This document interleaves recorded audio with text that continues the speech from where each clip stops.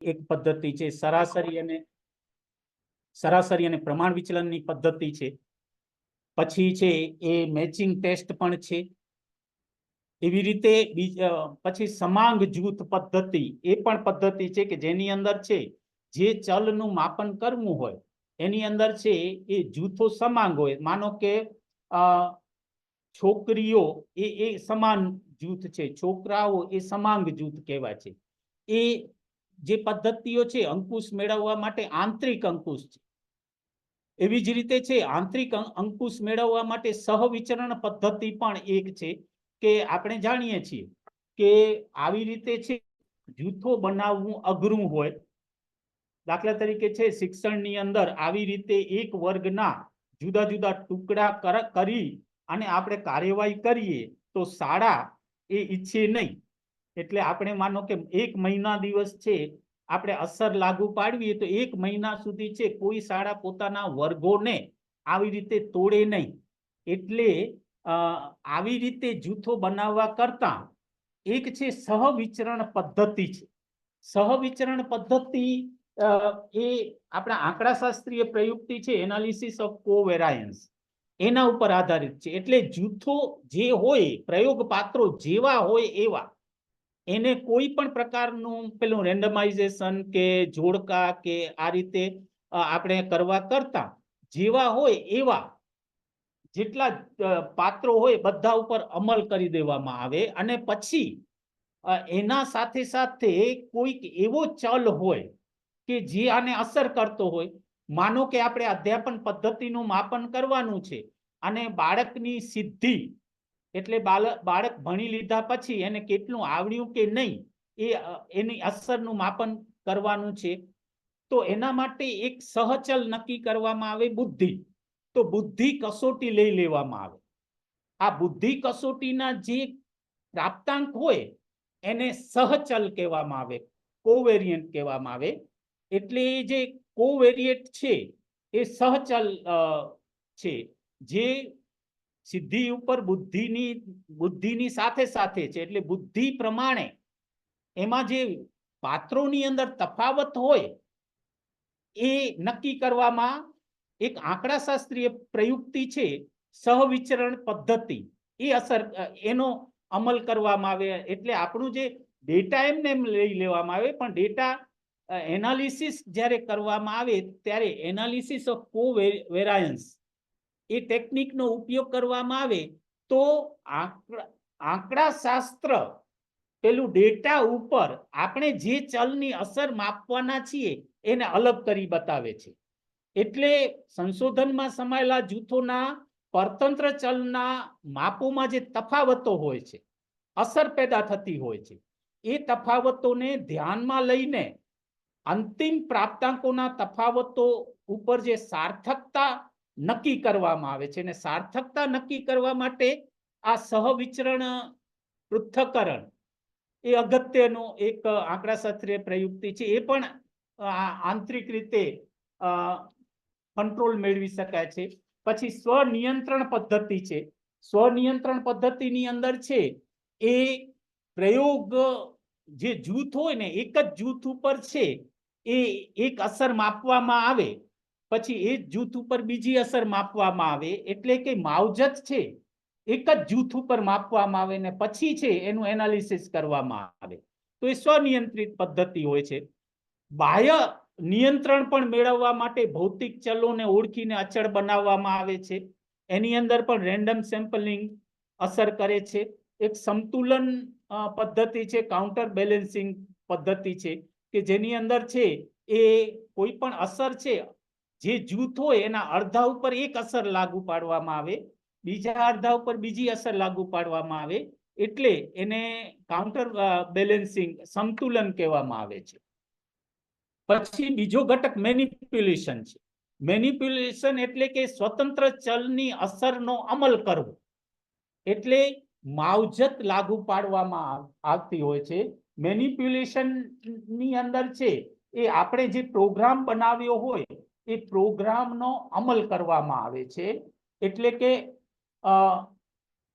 જે અગાઉથી તૈયાર કરવામાં આવે એમાં વિવિધ પરિસ્થિતિઓમાં જૂથોની ગોઠવણી કરી અને જે જૂથોમાં પ્રયોગ પાત્ર હોય એ પ્રયોગ પાત્ર ઉપર માવજત કે પ્રયોગ બળ કે કાર્યક્રમ લાગુ પાડવામાં આવે એને મેનિપ્યુલેશન કહેવામાં આવે છે. એની જુદી જુદી પદ્ધતિઓ છે, એને આપણે આગળ સમજીશું. પછી મેઝરમેન્ટ એટલે માપન કરવામાં આવે છે. માપન કરવા માટે અહીંયા પ્રાયોગિક સંશોધનની અંદર આંકડાશાસ્ત્રીય પ્રયુક્તિઓનો ઉપયોગ કરવામાં આવે છે. મેઝરમેન્ટના આપણા જુદા જુદા સાધનો પણ છે, એ જેને આપણે સંશોધનના સાધનો એટલે ઉપકરણ કહીએ છીએ. વિવિધ ઉપકરણો વડે મેઝરમેન્ટ કરવામાં આવે છે. આ 3 મુખ્ય ઘટક છે. એ રીતે છે એ એક ઘટક પુનરાવર્તન પણ છે, રેપ્લિકેશન આપણે જેને કહીએ છીએ. કારણ કે પ્રયોગની અંદર એક વખત જે મેઝરમેન્ટ મળે એ સાચું ન પણ હોય, કારણ કે આની અંદર પરિસ્થિતિ બદલાય એટલે જો કઈ ચલ બદલાતા હોય તો એક વખત મેળવેલું પરિણામ છે સાચું ન હોય એટલે અવલોકન બીજી વખત કરવામાં આવે, એને રેપ્લિકેશન કહેવામાં આવે છે. સામાન્ય રીતે સાયન્ટિફિક મેથડમાં એક અવલોકન, બીજું અવલોકન, ત્રીજું અવલોકન, આ અવલોકન લઈને પછી એની સરાસરી શોધવામાં આવે છે. એટલે એક જ અવલોકનથી પૂરું થતું નથી, એટલે એનું પ્રયોગનું પુનરાવર્તન કરવામાં આવે છે. એટલે પુનરાવર્તન કરી અને અવલોકન એ જ આવે છે કે નહીં એ નક્કી કરવામાં આવે છે. એટલે રેપ્લિકેશન છે એ પણ એક ઘટક તરીકે છે, પણ મુખ્ય 3 ઘટક છે. આ 3 ઘટકની અંદર છે એ આપણે અલગ અલગ પ્રકારનું સંશોધન કરી શકીએ છીએ. હવે એ સંશોધન કરવા માટે અહીંયા વાત આવે છે મેનિપ્યુલેશન. મેનિપ્યુલેશનની અંદર જે અસર આપણે લાગુ પાડીએ છીએ એ અસર માટે વિવિધ એક્સપેરિમેન્ટલ ડિઝાઇન્સ છે, એટલે સંશોધન યોજનાઓ છે. આ કઈ સંશોધન યોજના લાગુ પાડવી એ સમજવું છે. અત્યારે થોડીક જે સંશોધન યોજનાઓ છે એ તમારી સામે આપણે થોડીક વાત કરીએ. પણ સામાન્ય જે આપણે કોઈ પણ પ્રાયોગિક સંશોધન કરીએ તો દરેક સંશોધન યોજનાની અંદર છે પ્રાયોગિક સંશોધનના સોપાન હોય છે. ડિઝાઇન એટલે સંશોધન યોજના. આ સંશોધન યોજનાના સોપાન છે, સ્ટેપ્સ છે. કોઈ પણ જે આપણા રિસર્ચ મેથોડોલોજીમાં, રિસર્ચમાં તમે જે કંઈ સંશોધન લીધું એના સોપાન હોય, એમ પ્રાયોગિક સંશોધન પણ એક ડિઝાઇન છે. એ ડિઝાઇનની અંદર છે આપણે જે રીતે પ્રાયોગિક સંશોધનમાં સમસ્યા પસંદગી બધામાં હોય છે.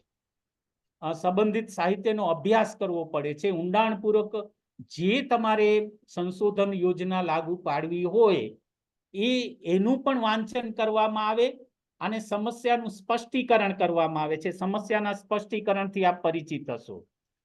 અહીંયા છે પ્રાયોગિક સંશોધનની અંદર હેતુઓ મહત્વના છે. શીર્ષક આપણે નક્કી કર્યું પછી ઓબ્જેક્ટિવ્સ નક્કી કરીએ છીએ, અભ્યાસ પ્રશ્નો નક્કી કરીએ છીએ. હેતુઓ અને અભ્યાસ પ્રશ્નો એ જો બરાબર યોગ્ય રીતે નક્કી થયા હોય તો એના ઉપર આખી સંશોધન યોજનાનો આધાર રહેલો છે. એટલે પહેલા તો આપણે પ્રાયોગિક સંશોધનની અંદર આ નક્કી કરીએ છીએ, પછી ઉત્કલ્પનાની રચના કરીએ છીએ. હાઇપોથિસિસ એ સમજ તમારી પાસે હશે. એક સેશન હાઇપોથિસિસ ઉપર પણ તમે સમજ્યા હશો અથવા સમજશો. હાઇપોથિસિસની રચના કરો છો, અભ્યાસ પ્રશ્નો કે હેતુઓને આધારે તમે ઉત્કલ્પનાની રચના કરો છો. કારણ કે ઉત્કલ્પનાની અંદર માનો કે જુદા જુદા જૂથો હોય છે. તમે જે પ્રયોગ અસર લાગુ પાડો એ જેના ઉપર અસર પ્રયોગ પાત્રો ઉપર લાગુ પાડો એ પ્રાયોગિક જૂથ કહેવામાં આવે છે, એક્સપેરિમેન્ટલ ગ્રુપ કહેવામાં આવે.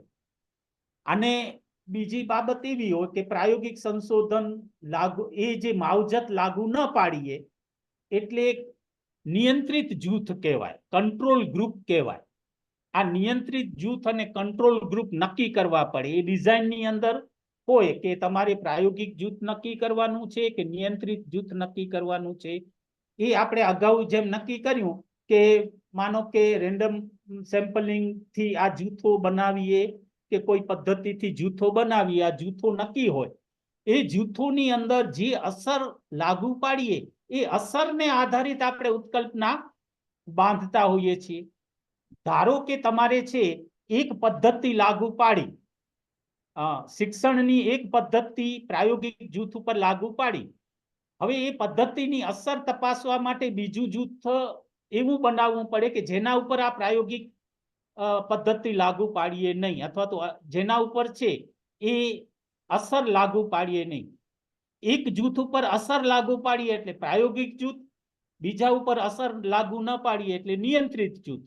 હવે પ્રાયોગિક જૂથ અને નિયંત્રિત જૂથની અંદર જો પ્રાયોગિક જૂથના પ્રાપ્તાંકો વધારે આવે તો એમ કહેવાય કે આપણે જે અસર લાગુ પાડી છે એ અસર લાગુ પડી.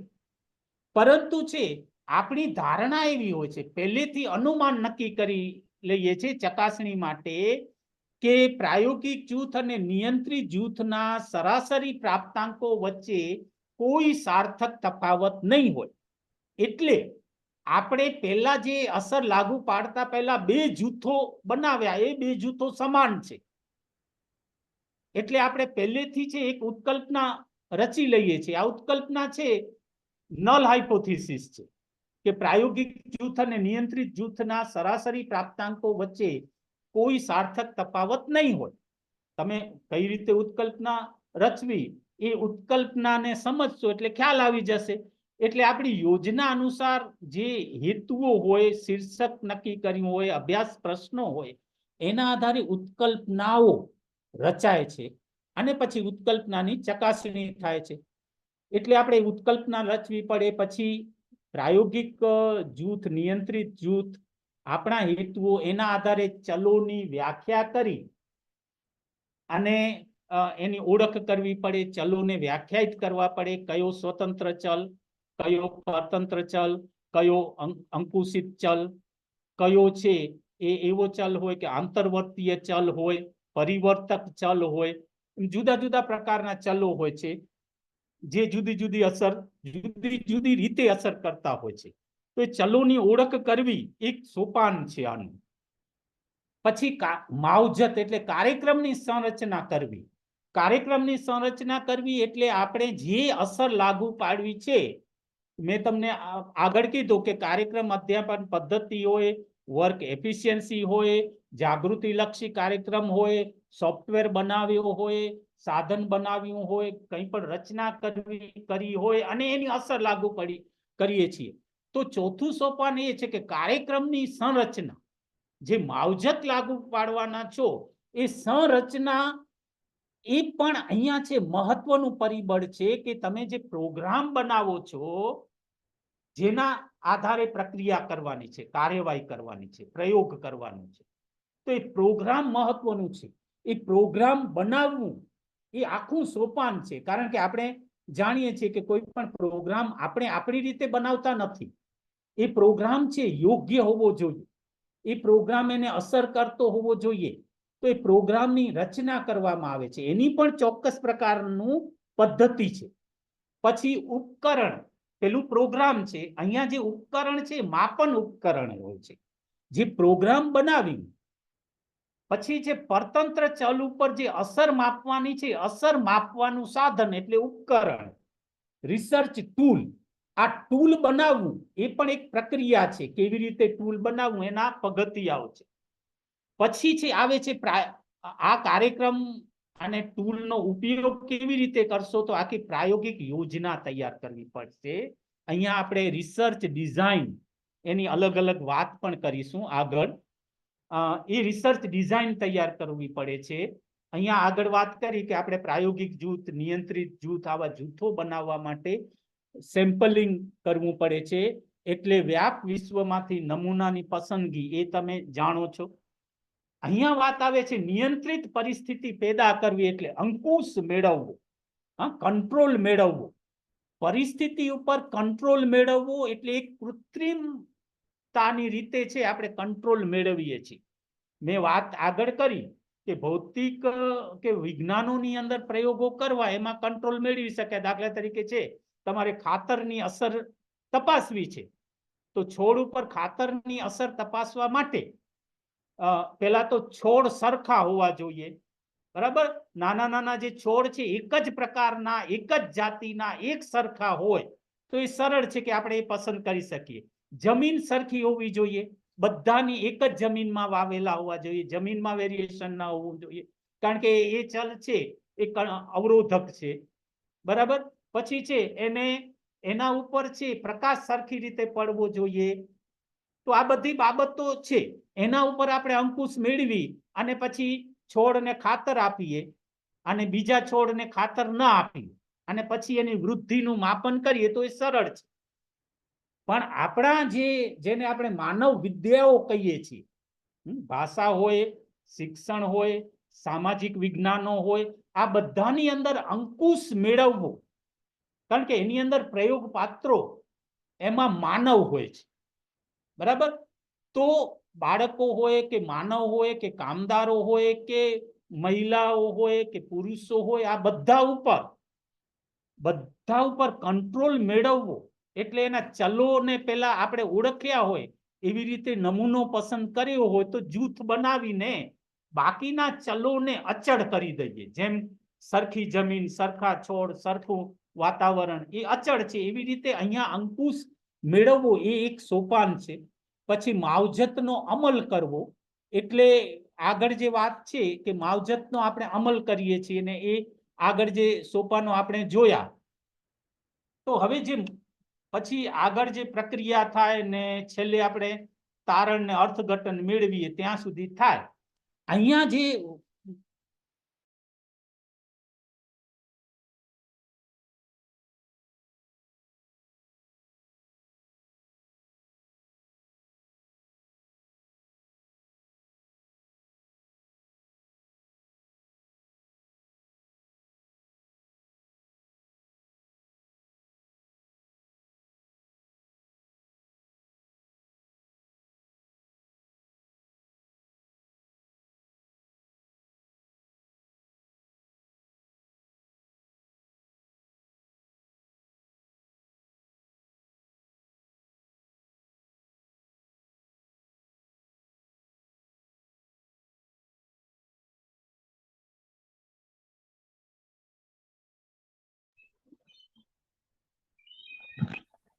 અવાજ નથી આવતો.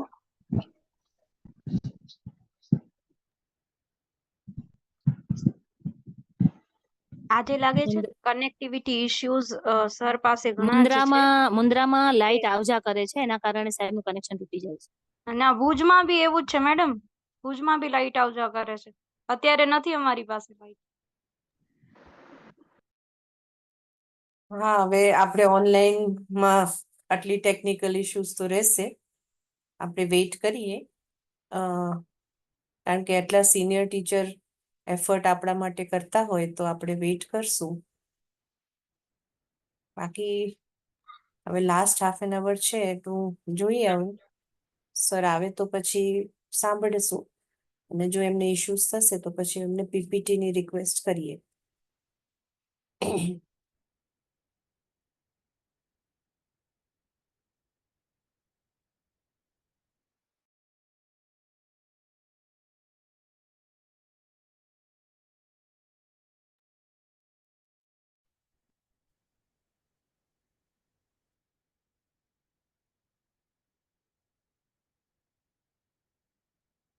ઓકે, હા, આગળ વધીએ.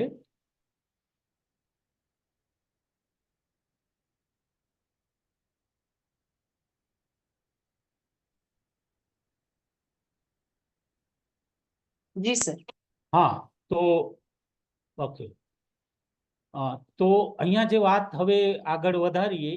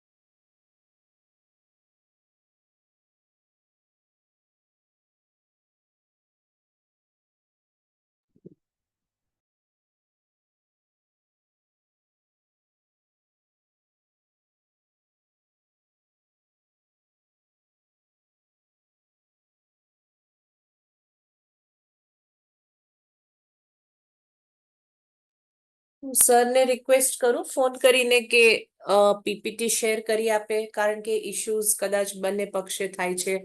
અ, Yes, ma'am. એવું કરીએ. હેલો, હા, એ રીતે કરો. હા, ma'am. જી મેમ. હા મેમ. હજી થોડી મિનિટો રાહ જોઈએ યસ મેમ. મેમ. જી મેમ. હા, કારણ કે એમને પણ Yes, એટલી જ અગવડ થતી લાગે છે. હજી એક વખત જોઈએ, પછી આ વખતે હું એમને રિક્વેસ્ટ કરું, બાકી હે ને. યસ હા મેમ. મેમ એ જ યસ બરાબર મેમ. મેમ વચ્ચે ક્યાંક એમને જે બાકી રહેલું છે એ ક્યારેક સમજાવી શકાય એવું હોય તો પ્લીઝ. ના, એ તો ડિફિકલ્ટ પડશે, કારણ કે બધા સેશન્સ ફિક્સ છે. ઓકે, પાછા સર જોઈન થયા. ચલો, કન્ટિન્યુ.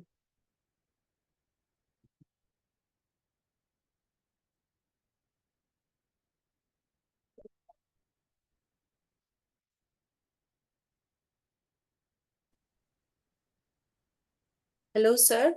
હાજી હાજી. હા અહીંયા હા, તો થોડુંક આ ટેકનિકલ ઇશ્યુઝ છે. બંધ થઈ ગયું. કાંઈ વાંધો નહીં સર. આગળ હા, વાંધો નહીં, ઝડપથી પૂરું કરીએ. તો પેલું છે એક જે પૂર્વ પ્રાયોગિક સંશોધન યોજનાઓ છે એ ખરેખર પેલું છે જે સંશોધન યોજનાઓ સાચી રીતે હોય એના કરતા છે એ બહુ પ્રાઇમરી લેવલ ઉપર આ હાથ ધરવામાં આવે છે. એક પ્રકાર છે વન શોટ કેસ સ્ટડી, એક જૂથ વ્યક્તિ અભ્યાસ, એમાં પ્રાયોગિક જૂથ હોય છે. અને પછી સ્વતંત્ર ચલ ની માવજત, એટલે આપણે એ બધી વાત કરી ગયા છીએ, એ લાગુ પાડવામાં આવે. પછી છે માપવાના સાધન, અહીંયા ઉત્તર કસોટી હોય. સંશોધન યોજનાની અંદર છે એ પ્રાયોગિક જૂથ હોય એને ઈ સંકેત વાપરવામાં આવે છે. માવજત માટે કેપિટલ એક્સ, અને ઉત્તર કસોટી હોય એટલે T2, અને પૂર્વ કસોટી હોય એટલે T1. એટલે એક જૂથ બનાવીને લાગુ પાડવામાં આવે તો એક જૂથ કસોટી કહેવાય, પણ એ બહુ પ્રાઇમરી લેવલ ઉપર હોય છે. એ જૂથ હોય એ અહીંયા આપણે કહીએ કે રેન્ડમલી રીતે પસંદ ન કરવામાં પણ આવ્યું હોય, એટલે એની અંદર અંકુશનો અભાવ હોય છે. એટલે જે અંકુશ કહીએ એ નથી હોતો. એટલે સાચી પ્રાયોગિક યોજના જેને કહીએ એ આ નથી, પણ ઝડપથી પ્રયોગ કરવા માટે છે આનો ઉપયોગ થતો હોય છે. બીજી જે સંશોધન યોજના છે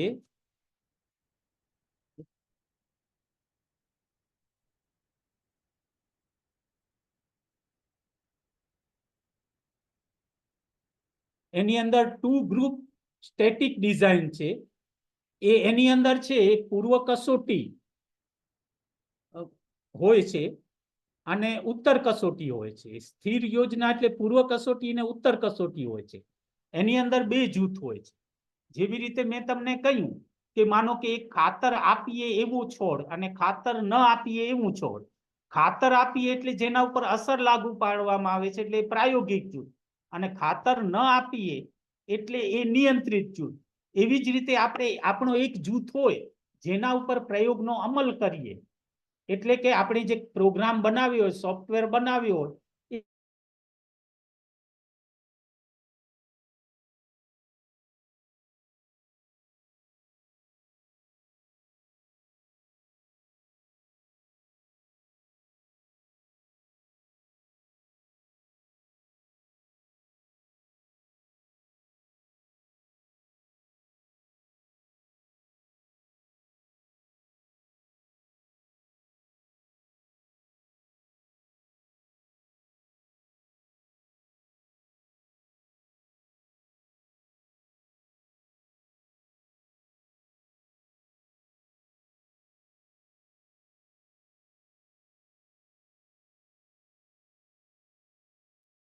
હા હલો જી સર, આવે છે અવાજ. આવે જી છે સર. ને? ઓકે. હા, આવે છે અવાજ. હા, તો એ વાત કરતા હતા કે બીજા જૂથને છે એ પ્રાયોગિક પદ્ધતિ અથવા તો અસર ન લાગુ પાડીએ અને પછી આપણે ટેસ્ટ કરીએ, એને પૂર્વ કસોટી પ્રી ટેસ્ટ કહેવામાં આવે છે. અને બંનેની પોસ્ટ ટેસ્ટ લઈએ, ઉત્તર કસોટી લઈએ, અને T2 -T1 કરીએ અને આંકડાશાસ્ત્રી પ્રયુક્તિ લાગુ પાડીએ તો આપણને એ અસર જોવા મળે. પણ આપણે જેમ વાત કરી કે એ અસર અગાઉ જે કહ્યું એમ નિયંત્રિત પરિસ્થિતિમાં છે કે નહીં એના ઉપર આધાર રાખે છે. એટલે આ પણ પૂર્વ પ્રાયોગિક યોજના છે, પણ એની અંદર છે પેલું સેમ્પલિંગ ટેકનિક કરવામાં નથી આવતી.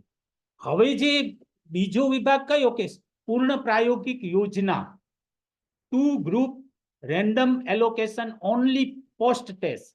અહીંયા છે આ જે સંશોધન યોજનાનો પ્રકાર છે એ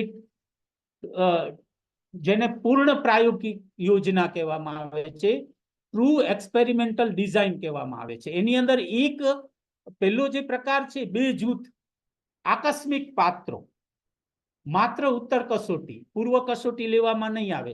એ જ આપણે પહેલા પ્રકારમાં જોયું. પણ અહીંયા છે ને એક્સપેરિમેન્ટલ ગ્રુપ અને રિસર્ચ પેલું કંટ્રોલ ગ્રુપ એ રેન્ડમ સેમ્પલિંગ થી બનાવેલા છે, એટલે એમાં અંકુશિત જૂથ છે. પેલું પ્રી એક્સપેરિમેન્ટલ ડિઝાઇન ની અંદર અંકુશિત જૂથ નહોતા.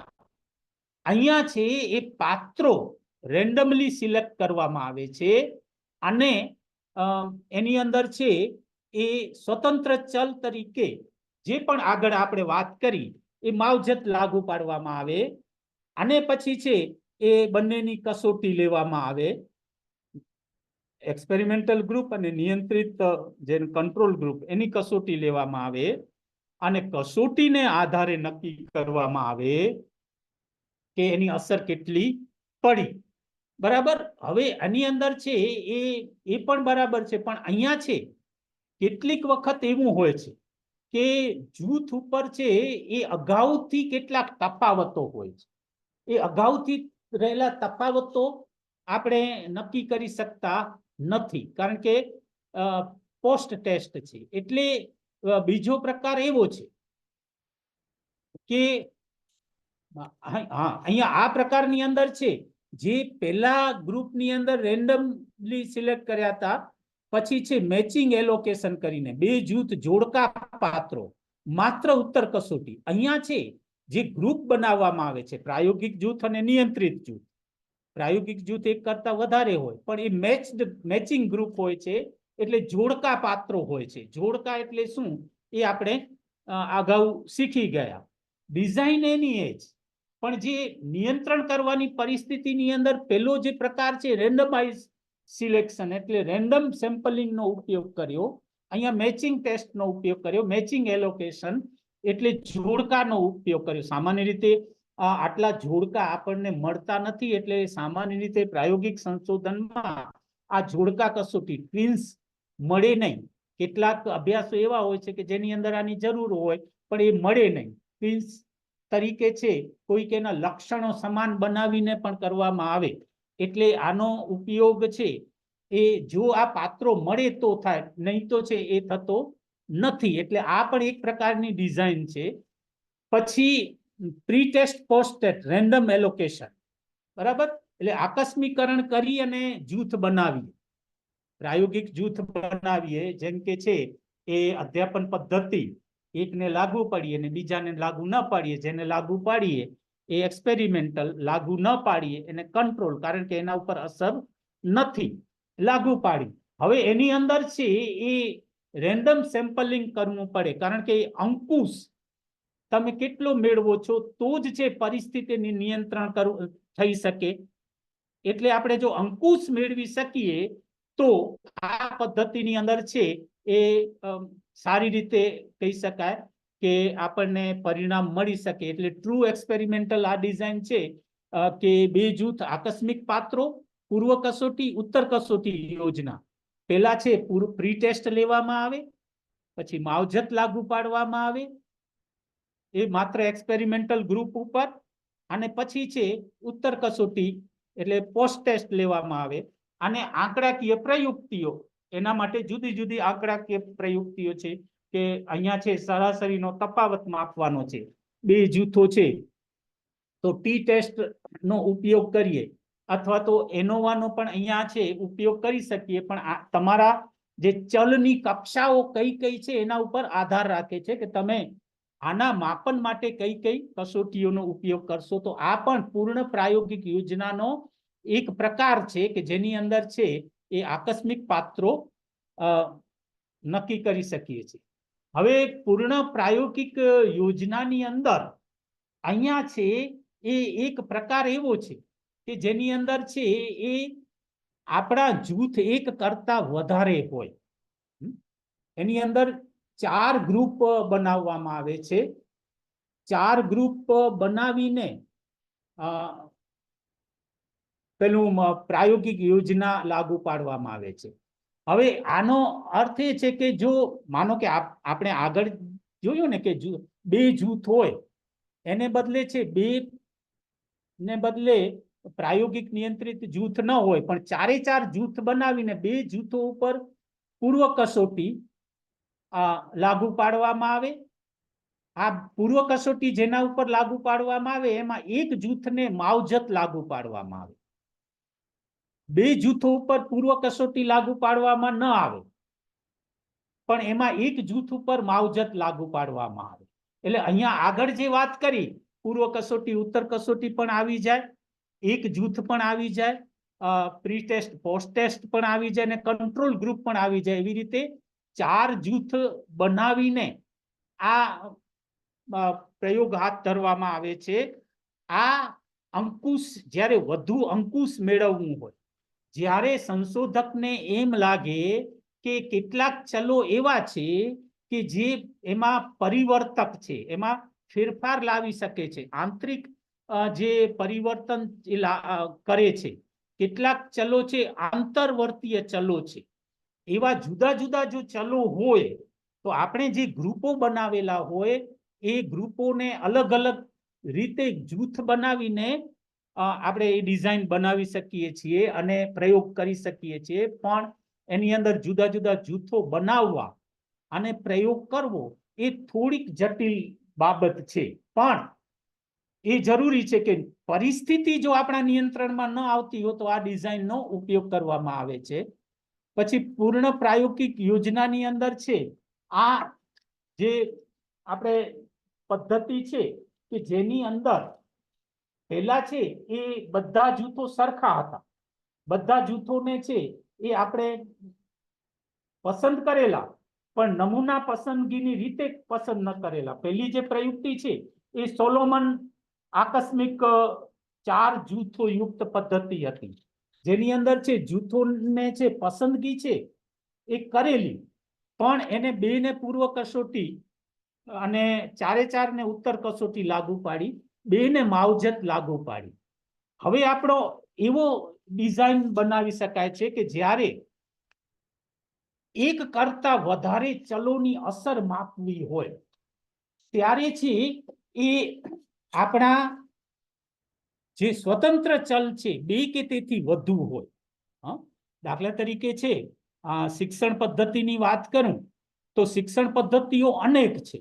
હવે એક સાથે આપણે પ્રયોગ કરવો છે કે એક જૂથને કમ્પ્યુટર વડે શીખવાનું છે, બીજા જૂથને છે એ લર્નિંગ મટીરિયલ એટલે કે જે સાહિત્ય તૈયાર કરેલું છે એના વડે શીખવવાનું છે અને ત્રીજા જૂથને કથન વડે શીખવવાનું છે. તો અહીંયા છે વધારે ચલો થયા. સ્વતંત્ર ચલ છે અધ્યાપન પદ્ધતિઓ પણ પદ્ધતિઓની કક્ષા અલગ અલગ થઈ એટલે જે અહીંયા છે એ પેલી અલગ અલગ અસર માપવાની છે, અલગ અલગ રીતે માપવાની છે. તો આપણે એક્સપેરિમેન્ટલ ગ્રુપ વધારવા પડે, કંટ્રોલ ગ્રુપ વધારવા પડે. એટલે જ્યારે 2 કે વધુ સ્વતંત્ર ચલની અસર માપવી હોય ત્યારે એક સંશોધન યોજનામાં આવયવિક યોજના છે, ફેક્ટોરિયલ ડિઝાઇન કહેવામાં આવે છે. આ ફેક્ટોરિયલ ડિઝાઇનની અંદર એવું હોય છે કે અહીંયા છે 2 જ આપણે ફેક્ટર લીધા છે, 2 પદ્ધતિ એટલે 2 એક્સપેરિમેન્ટલ ગ્રુપ છે અને 2 કંટ્રોલ ગ્રુપ છે અને આપણી પાસે છે માવજત 2 છે અને આપણે કસોટીઓ ખાલી પોસ્ટ ટેસ્ટ કસોટી લઈએ છીએ. એટલે અહીંયા છે 2 જૂથ છે અને 2 માવજત છે, 2 ચલ છે. તો એનો અર્થ છે આ ફેક્ટોરિયલ ડિઝાઇનની અંદર 2x2 ફેક્ટોરિયલ ડિઝાઇન થઈ. 2x2 ફેક્ટોરિયલ ડિઝાઇનની અંદર છે એ આપણે અ, આ રીતે છે. પહેલું છે એ સેમ્પલ જે બનાવીએ છે રેન્ડમાઇઝેશન તરીકે છે. પહેલી પદ્ધતિ માટે છે એક્સપેરિમેન્ટલ અને કંટ્રોલ જૂથ બનાવ્યા. હવે કંટ્રોલ એક્સપેરિમેન્ટલ જૂથ ઉપર છે X1 અજમાયશ કરી, એટલે કે એ અસર છે. અને પેલું છે એ કંટ્રોલ જૂથ છે. બીજી પદ્ધતિ છે એ બીજા ગ્રુપ ઉપર અસર પાડી. એવી રીતે છે આપણે અલગ અલગ ડિઝાઇન નો ઉપયોગ કરીએ અને પછી ઉત્તર કસોટી નું માપન કરી અને એના તફાવત નો ઉપયોગ કરીએ. એટલે આપણે અહીંયા છે પાછું એની જે આખી આંકડાશાસ્ત્રીય પ્રયુક્તિ છે એ ફેક્ટોરિયલ ડિઝાઇન આવે. જે ફેક્ટર એનાલિસિસ કરવું પડે. અહીંયા જે બે જ છે, બે બાબતો છે, તો એ છે 2x2 આવયવિક યોજના કહેવાય એને. જો ક્યારેક માવજત 3 હોય તો 3x2, અને કેટલીક વખત છે કસોટી અલગ કરીએ તો 3x2x2 ફેક્ટોરિયલ ડિઝાઇન બને. હવે અહીંયા જો 2 હોય તો 2 ગુણ્યા 2 એટલે 4 આપણા અલગ અલગ ગ્રુપો હોય. પણ જો 3 અસર હોય તો 3x2x2 એટલે કુલ 12 અલગ અલગ જૂથો બનાવવા પડે. એટલે ફેક્ટોરિયલ ડિઝાઇન છે એ જ્યારે મોટા સંશોધન હોય, જ્યારે સંશોધક છે એ એના નિયંત્રણ હેઠળ બધી પરિસ્થિતિઓ હોય તો એનો ઉપયોગ કરી શકે છે. પણ એનો પૂરેપૂરો અભ્યાસ હોવો જોઈએ અને આ બાબત એના કંટ્રોલમાં હોવી જોઈએ. કારણ કે સંશોધન યોજનાની અંદર છે એ સંશોધક છે એ આ બધું કરી શકે તો યોગ્ય કહેવાય. એટલે આ પૂર્વ પ્રાયોગિક યોજના. હવે પૂર્વ પ્રાયોગિક યોજનાની અંદર અને જે યોજનાઓ છે, પૂર્વ પ્રાયોગિક યોજનાઓ, એ બંને એવી બાબતો છે કે જેમાં સંશોધકના કેટલીક વખત છે એ એવું હોય કે અવરોધ પેદા થતા હોય કે નમૂના પસંદગી કે પાત્રોની અંદર. ત્યારે બંને વચ્ચેની જે યોજના છે જેને આપણે આંશિક પ્રાયોગિક યોજના એટલે ક્વાસી એક્સપેરિમેન્ટલ યોજના કહીએ છીએ. પહેલી જે યોજના છે એ પૂર્વ પ્રાયોગિક યોજનામાં આપણે સમજી ગયા એ જ રીતે છે, પણ અહીંયા પ્રી ટેસ્ટ પોસ્ટ ટેસ્ટ છે. અને એ યોજનાની અંદર છે થોડુંક પૂર્વ પ્રાયોગિક યોજનાની રીતે અને પૂર્ણ પ્રાયોગિક યોજનાની બેની બાબતો આવે છે. એટલે આ પ્રકારની એક ડિઝાઇન છે. પછી છે આંશિક પ્રાયોગિક યોજનાની અંદર ક્વાસી એક્સપેરિમેન્ટલ ડિઝાઇનની અંદર આ એક પ્રકાર છે જેને સંતુલિત યોજના, પરિવર્તક યોજના અથવા એને અંગ્રેજીમાં counter balancing design, rotation group design, cross over design, switch over design પણ કહેવામાં આવે છે. એની અંદર છે એ જ્યારે આપણે માવજતના પ્રકાર અલગ અલગ હોય પણ એ માવજત એવી હોય કે નજીક નજીકની હોય અને એને એની અંદર જુદી જુદી બાબતો હોય. હું દાખલો લઉં કે ભાઈ પદ્ધતિઓ 3 છે. માનો કે કમ્પ્યુટર આધારિત પદ્ધતિ હોય, સાહિત્ય આધારિત પદ્ધતિ હોય ને કથન આધારિત પદ્ધતિ હોય, તો 3 માવજત થઈ. હવે આપણે જે માનો કે એને લાગુ પાડીશું એ વિષયની અંદર એવી બાબતો હોય. દાખલા તરીકે છે વિજ્ઞાન છે તો રસાયણ વિજ્ઞાનનો એક એકમ, ભૌતિક વિજ્ઞાનનો એક એકમ અને જીવ વિજ્ઞાનનો એક એકમ કન્ટેન્ટ લઈએ અને વારાફરતી છે એ પદ્ધતિને લાગુ પાડીએ. એટલે એના જે 3 પદ્ધતિના જે જૂથો છે એમાં ABC જૂથ બનાવ્યા છે. એ એક્સપેરિમેન્ટલ ગ્રુપ પણ છે અને કંટ્રોલ ગ્રુપ પણ છે. તો એ જૂથો ઉપર છે એ વારાફરતી લાગુ પાડીએ કે પહેલો એકમ છે, બીજો એકમ ને ત્રીજો એકમ ABC ને એક માવજત થી શીખવીએ.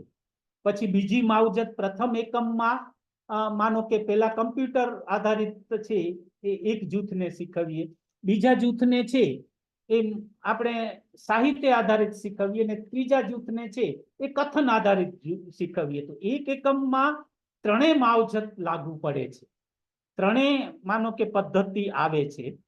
પણ ગ્રુપ છે એમાં બધામાં કન્ટેન્ટ છે પ્રથમ એકમ આવે છે. પછી ગ્રુપ બદલાવીએ, બીજા એકમની અંદર છે એ માવજત બદલાય. એટલે અહીંયા જે માનો કે જે મેં કહ્યું હતું ને કે સ્વનિયંત્રણ કંટ્રોલ, એટલે કે તમે નિયંત્રિત પરિસ્થિતિની અંદર કેટલીક વખત એવું હોય કે વારાફરતી એક જ માવજત જુદા જુદા જૂથો ઉપર લાગુ પાડવામાં આવે તો એ પણ એક ડિઝાઇન છે, એને કાઉન્ટર બેલેન્સિંગ ડિઝાઇન કહે છે. એને જ્યારે લાગુ પાડવું હોય ત્યારે એ સમજવું પડે અને આ બધી માવજત છે લાગુ પાડીને એની આંકડાકીય જે પ્રયુક્તિ છે, analysis of variance, analysis of covariance, T કસોટી વગેરે જેવી આપણે આંકડાશાસ્ત્રીય પ્રયુક્તિથી એનું માપન કરી અને બે પદ્ધતિ આજે પૂર્વ કસોટી ઉત્તર કસોટી યોજના છે એનો તફાવત લઈ અને આપણે એની અસર કેટલી થાય છે એ કહી શકીએ છીએ.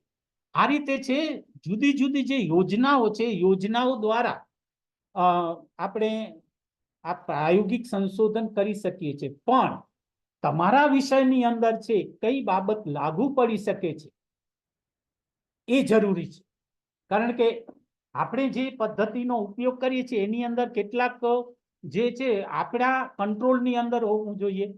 એ એક પદ્ધતિ એ છે કે ટાઈમ સિરીઝ પદ્ધતિ છે. ટાઈમ સિરીઝની અંદર છે એ પ્રાયોગિક જૂથ ઉપર છે કસોટી, માનો કે પૂર્વ કસોટી છે એક વખત લીધી, બીજી વખત લીધી, ત્રીજી વખત લીધી, ચોથી વખત લીધી, વારંવાર પૂર્વ કસોટી લઈએ. એટલે આ એવું હોય કે જ્યારે કોઈ એક લક્ષણ છે ને અસ્થિર હોય, બદલાયા કરે, કે માનો કે 8 દિવસ આવું રહેશે, 8 દિવસ પછી આ બદલાઈ જશે, એટલે પહેલા પૂર્વ કસોટી લીધી, પછી પૂર્વ કસોટી લેવી પડે, પછી પૂર્વ કસોટી લેવી પડે. માવજત લાગુ પાડી, ઉત્તર કસોટી લીધી.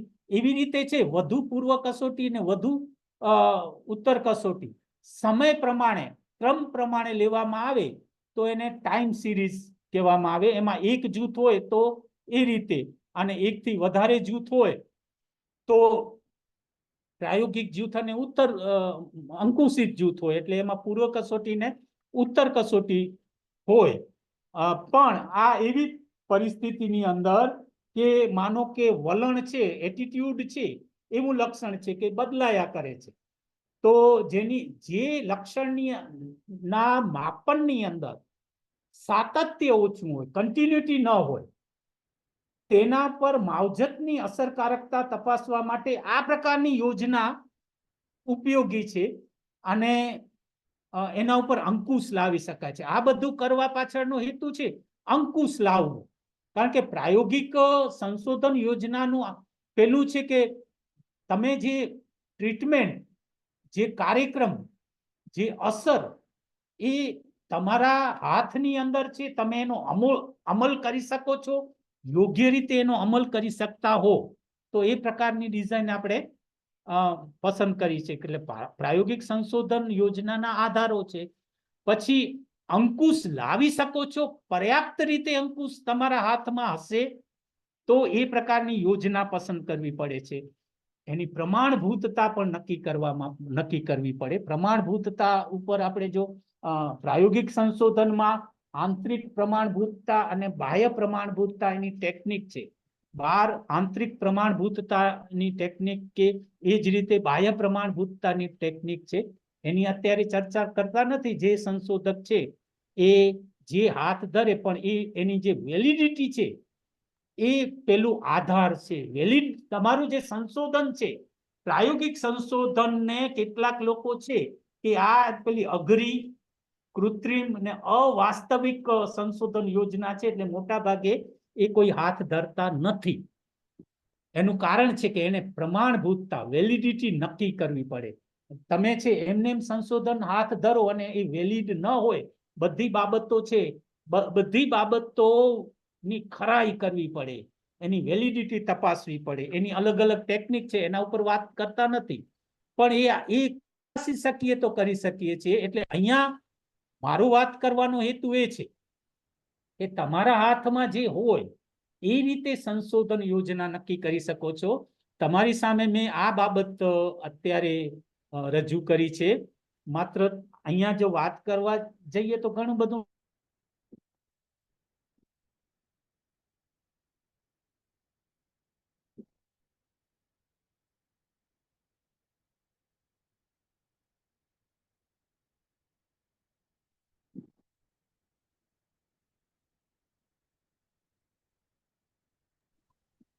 હેલો હેલો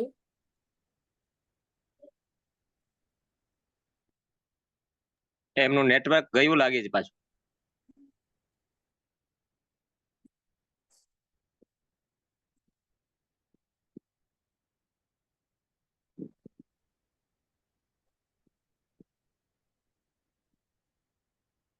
સેશન પતવા આવ્યું તું સર નું શું એવું કઈ બોલ્યા હતા છેલ્લે કે જતું રહ્યું network?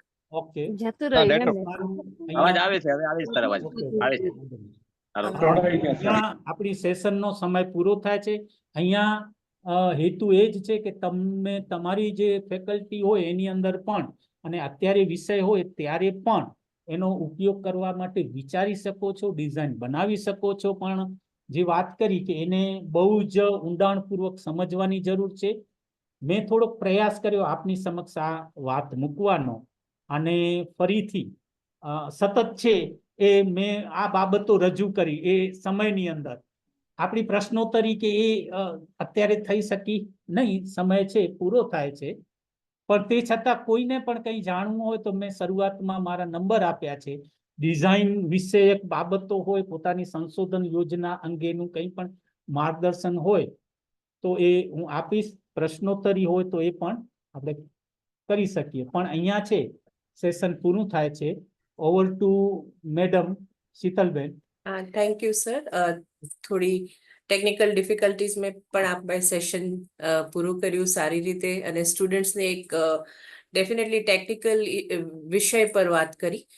Experimental research specially behavioural સ્ટડીઝમાં બધા જ ડિસિપ્લિન્સમાં કામ આવે એ ઇમ્પોર્ટન્ટ છે અને થોડું ડિફિકલ્ટ બી છે કારણ કે કન્સ્ટ્રક્ટ ઊભું કરવું એનું મેથડ ડિટરમાઇન કરું એટલે સરે એની તમને જાણકારી આપી છે.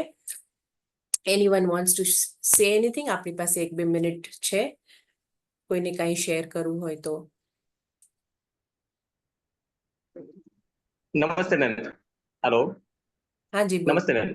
જી અવાજ આવે છે મેમ? જી હા હા, માનનીય એલવી ફફલ સાહેબને સાંભળવા એક સદભાગ્ય છે મેમ. અને હું છેલ્લા લગભગ 10-12 વર્ષથી એમના સાનિધ્યમાં છું, એમને ઓળખું છું. અને અત્યારે જે હું સ્થાન દીપાવી રહ્યો છું એમાં એમણે પિતા તુલ્ય રહી અને મને આગળ કર્યો છે. ઇલેક્શન માસ્ટર ટ્રેનર્સ તરીકે મુન્દ્રાની અંદર સાહેબ પોતે બિરાજમાન હતા અને હું એવી ગઢવી એમના સાનિધ્યમાં અને એમના માર્ગદર્શન નીચે, જેમ ઘણી વખત મેમ એવું થતું હોય કે એક ને એક પ્રશ્ન આપણે વારંવાર પૂછીએ અને કદાચ અંગ્રેજી ભાષામાં મને ન સમજાતું હોય તો એ પોતે આરો હેન્ડબુકમાં જોઈ એનો ટ્રાન્સલેશન કરી અને સરે મને સમજાવ્યું છે. અને અત્યારે જે સ્થાન ઉપર હું છું એમાં જેને કહેવાય સિંહ ફાળો સરનો છે, માનનીય ફફલ સાહેબનો છે. એટલે સાહેબને હું વંદન કરું છું અને એમને હું વ્યક્તિગત મેમ ઓળખું છું. અને એક એમને આજે સાંભળ્યા એ આપણા માટે બધા માટે સદભાગ્ય છે ma'am. Thank you sir. Thank you very much sir. Thank you. એવી ગઢવી એવી ઇલેક્શનમાં Gadhvi, Mundra. thank you. Thank you sir. Thank you very much sir. આપના પ્રતિભાવ આપવા બદલ થેન્ક યુ. બીજા કોઈને કંઈ શેર કરવું છે? વિડિયો ઓન કરીએ થોડું, ફફલ સર બી આપણને જોઈ શકે તો એમને થેન્ક યુ સો સારું મચ લાગશે. સર. તમારું તમામ માર્ગદર્શન છે અમને પીએચડી કાર્યમાં ખૂબ જ ઉપયોગી નીવડશે અને અમે શિક્ષક છે એ તમારા થકી જ ઘડાયા છીએ. તો thank you so much. Thank Thank you you. Pritiben. Thank you. Thank you sir. Thank you. Bus Thank you. બધા જ શિક્ષકની Thank you so સૌથી much, મોટા sir. મોટી ખુશી એમના સ્ટુડન્ટ્સ એમને યાદ કરે અને sir thank you for sharing your views. Yeah thank you ફફલ sir. Thank you all. Thank you. Okay, on this wonderful note, I say bye bye to all of you.